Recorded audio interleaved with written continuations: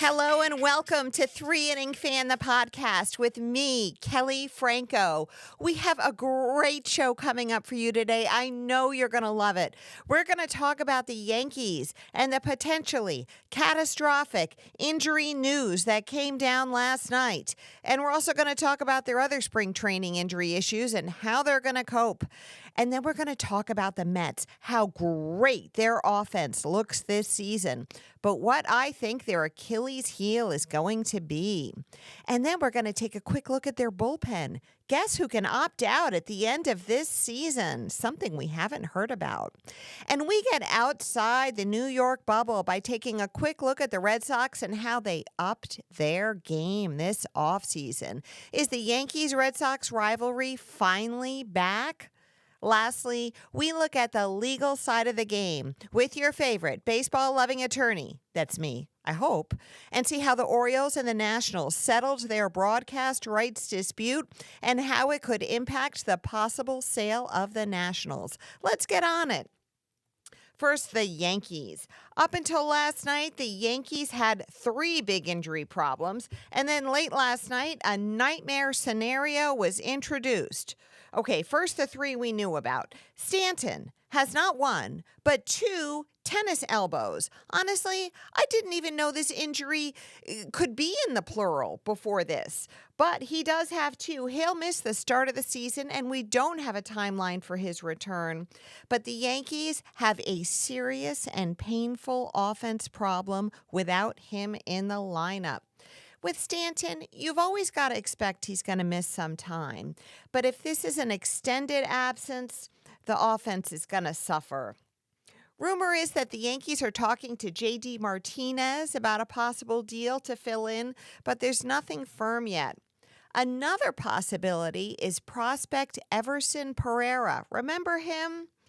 Righty bat, outfielder. He's having a good spring. But come on, it's going to be hard to replace Stanton's bat in that lineup. And then we had DJ LeMahieu with his strained calf, and there's no timeline for his return. We have starter Luis Gil. He has a lat strain. So I said 3 big injury problems, right? Then this morning, I wake up to the news that Yankee ace Gerrit Cole is going to have diagnostic testing on his elbow.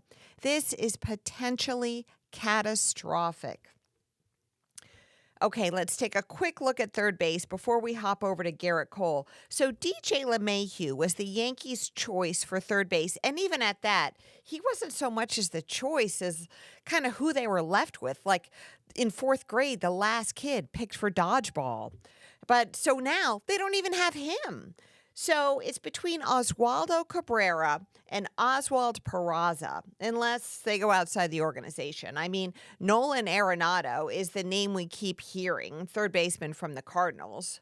Would the Yankees trade for him? I don't know. It doesn't seem that way. There's been gossip, rumor, and innuendo, but no firm action. Should they get Arenado? Yes. He's not great anymore, but he's still excellent on defense, and he's fine enough on offense, and he's better than what the Yankees have. And he's going to languish on the Cardinals because they're doing a reset, and he's too old to do a reset. So the issue when the teams spoke, the Yankees and the Cardinals, was which team would absorb Arenado's salary or the bulk of it. And there wasn't any agreement on this. I think the Yankees, if they had gotten rid of Marcus Stroman and shed his salary, they would have used that money to take on Arenado's contract. But now they need Stroman because of Luis Gil's injury, and even more so if Cole is hurt. I think it's a crime that the Yankees would have such a productive offseason, even after losing Soto, and then enter the regular season without a decent third baseman.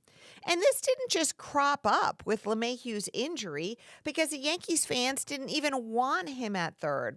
I was talking about the Yankees' third base problem months ago, and it hasn't gone away. I just cringe to think that the Yankees are going into opening day with Peraza or Cabrera at third. But with the way Hal Steinbrenner has been saying that his $300 million payroll isn't sustainable, I don't see them springing for someone new. All right, let's get to the real sad part. Luis Gil and Gerrit Cole. Luis Gil went down with a lat strain, and I'm guessing we don't see him before the All-Star break. And you know what? That's what Clark Schmidt had last year, and we didn't see him again until September. I'm pretty concerned. And up until this morning, the good news was that, the Yankees starting rotation is still pretty good because they have Cole, Max Fried, Carlos Rodon, Clark Schmidt, and even if they do have Marcus Stroman in Gil's place, well, guess what?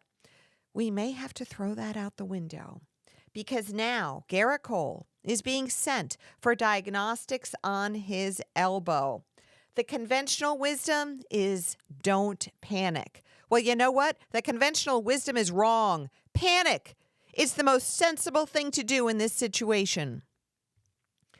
Gil came up so big last year, especially at the start of the year when Cole was hurt. And then Gil had a really good postseason. And of course, he was later named the 2024 Rookie of the Year. That loss alone is going to hurt. I'm not sure the Yankees can simultaneously sustain an injury to Cole. Who would take his place? Will Warren is the logical guess. But for now, Yankees fans will be waiting on pins and needles for those test results, and they certainly better be saying their prayers. There's nothing to do but wait for the test results. Gil's and Cole's injuries are a reminder that pitchers can go down in a heartbeat, especially these days. And we're going to talk about how this could also be a problem for the Mets this season. And when pitchers go down, it's often for a very long spell. Now I want to talk about an old foe, the Boston Red Sox. They say everything old is new again, and frankly, I'm not sure I believe it, but maybe I should just make that appointment with the cosmetic surgeon to see if maybe there's a chance something can be done. Oh, but the old thing that is definitely new again is the Yankees-Red Sox rivalry. In case you haven't noticed, the Red Sox have been exceptionally average the past few years. Last year, they finished at 500. And the 2 years before that, they were in the AL East basement. But then the Red Sox had an amazing offseason. Their starting rotation got 2 boosts. They traded for the most coveted young starter on the trade market, lefty Gerrit Cole. And they signed one-time great and still pretty darn good righty Walker Buehler, who had a strong postseason for the Dodgers last October. They also signed one of the most desirable free agents on the market, Alex Bregman, and he's going to bring a big bat to their lineup. And then the icing on the Boston Baked Beans is that they have 3 of the most vaunted prospects in the game. Okay, remember these names. Christian Campbell, he's the second baseman, Marcelo Mayer, shortstop, and outfielder Roman Anthony, whose name I love because it sounds like he might be playing in a toga. Campbell, Meyer, and Anthony should all see time at Fenway this season, and the Red Sox have therefore combined key signings, the trade of Crochet, and homegrown stars. They're going to be a formidable foe for the Yankees in the AL East this year. Although I don't root for the Red Sox, I will always begrudgingly admit that baseball is better when the Red Sox play well. The thing is, I want them to be just good enough so it's interesting to watch, but not good enough that they actually win anything. It sounds mean, but sometimes it's more fun to hate another team than it is to love your own team. I find this personally embarrassing to admit, but true. And what are you here for if not to listen to my embarrassing confessions? Okay, let's get to the Mets, and let's start with the Mets rotation. The Mets have a tremendous team this year, and their fans should be super pumped for the season. Their offseason showcased, obviously, the signing of Juan Soto, and also Sean Manaea, Pete Alonso, Clay Holmes, and others. But if the Mets have an Achilles heel at this moment, it's the starting rotation.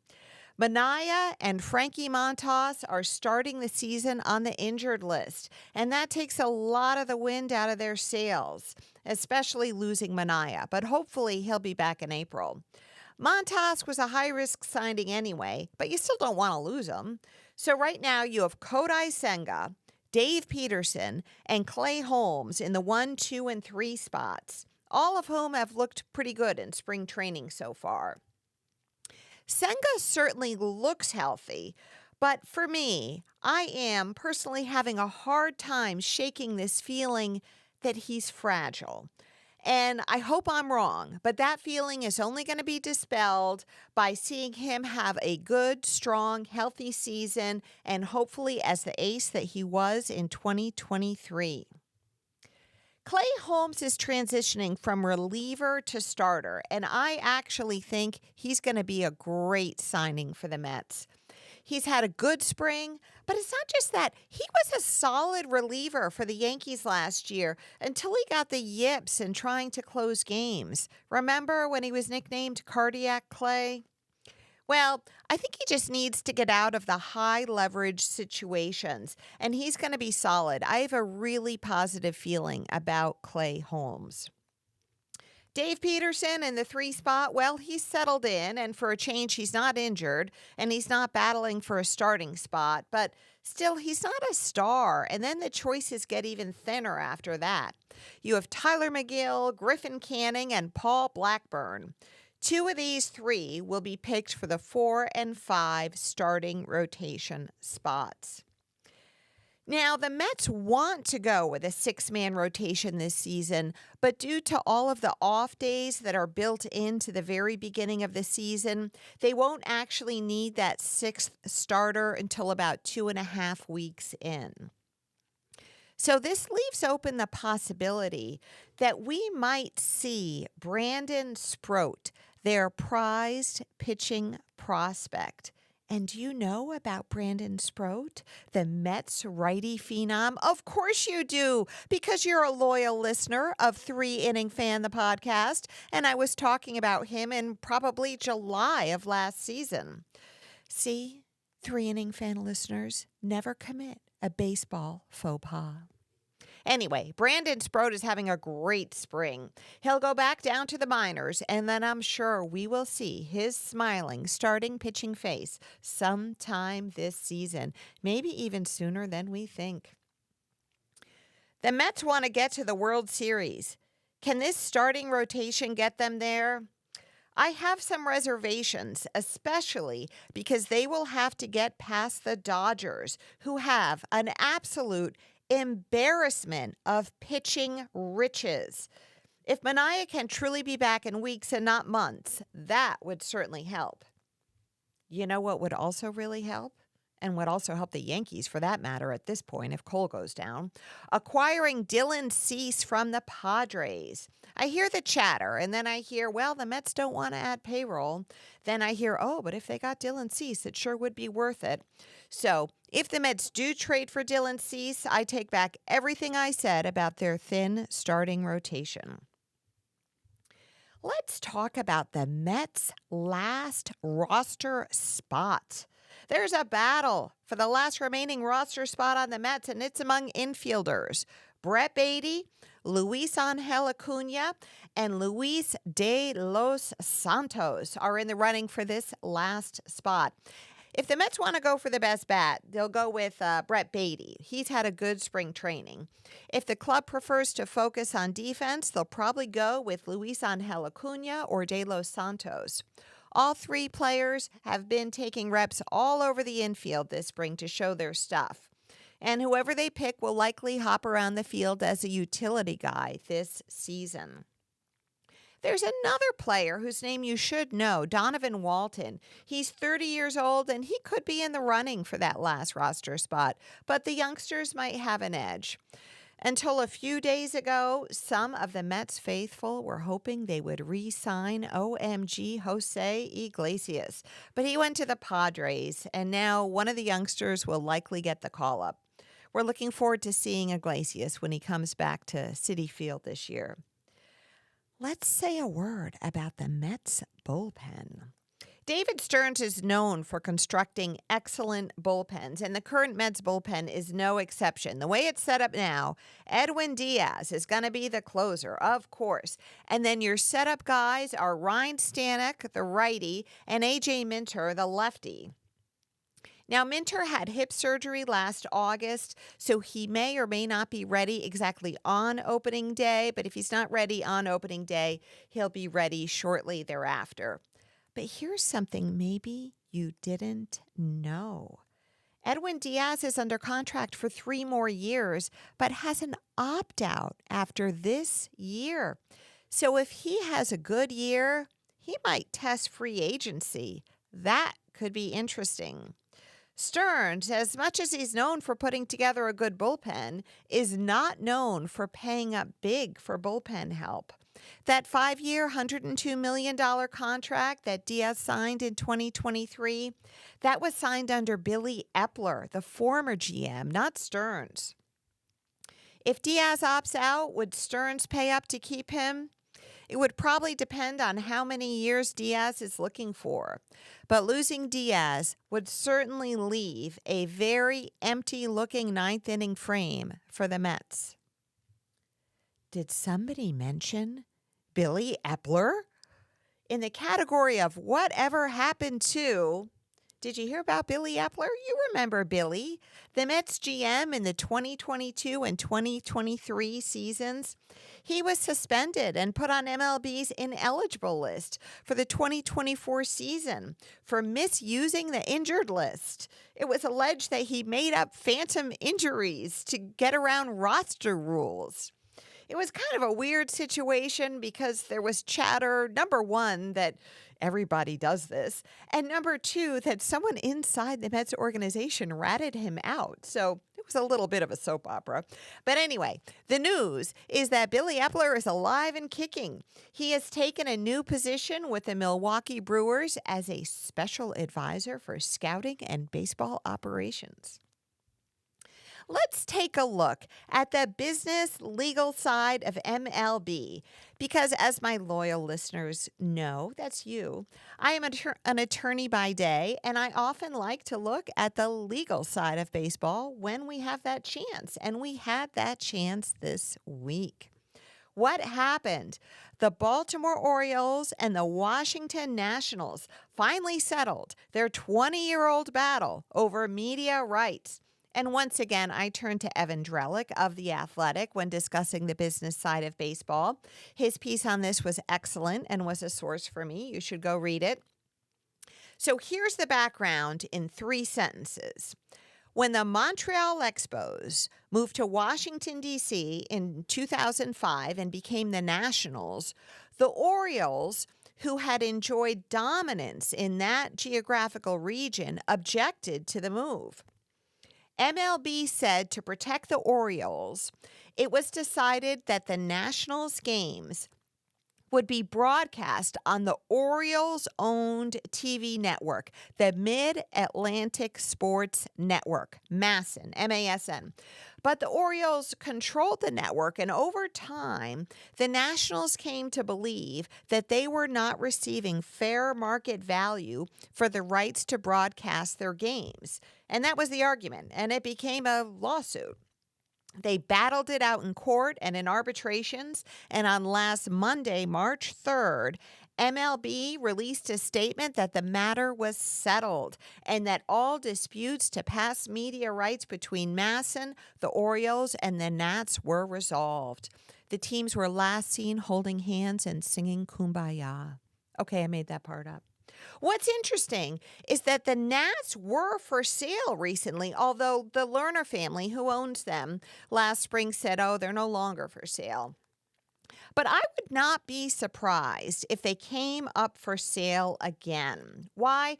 Because the MASN dispute was likely kind of a huge liability on their books. And with that dispute resolved, it might make the club more appealing to a potential buyer. Also, the Twins are for sale, and the White Sox are on and off rumored to be for sale. So if you're in the market to buy a club, there's some supply out there. It's a weird time to buy, though.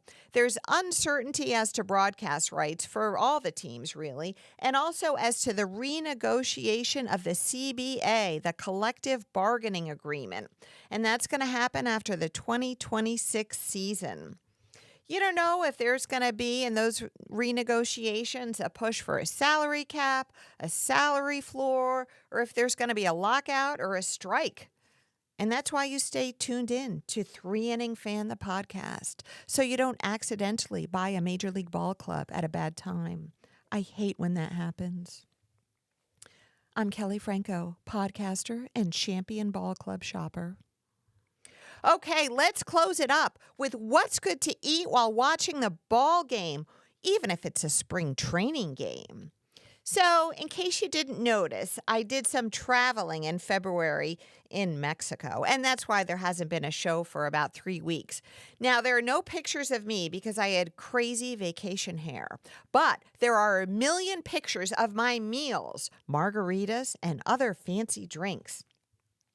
We ate ceviche, which is raw fish that you marinate in lime juice, and it kind of becomes a little bit cooked, and you eat it with tortilla chips. And we also ate guacamole because duh. And we ate octopus, we ate whole grilled fish, and we ate shrimp with the heads on. But one of my favorite dishes they make is called chilaquiles.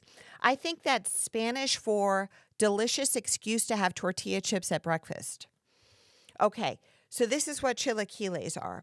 It's tortilla chips layered with salsa, cheese, crema, which is kind of like a sour cream, avocado, onions, and peppers.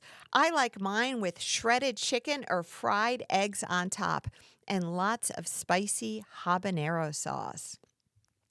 And we are getting so close to being able to do our real food segment again, regarding what's good to eat while watching a ball game that matters. Not the offseason, not spring training, but the real baseball season. Thanks so much for tuning in, everyone. We'll see you next time when we will be on the brink of opening day. Bye-bye.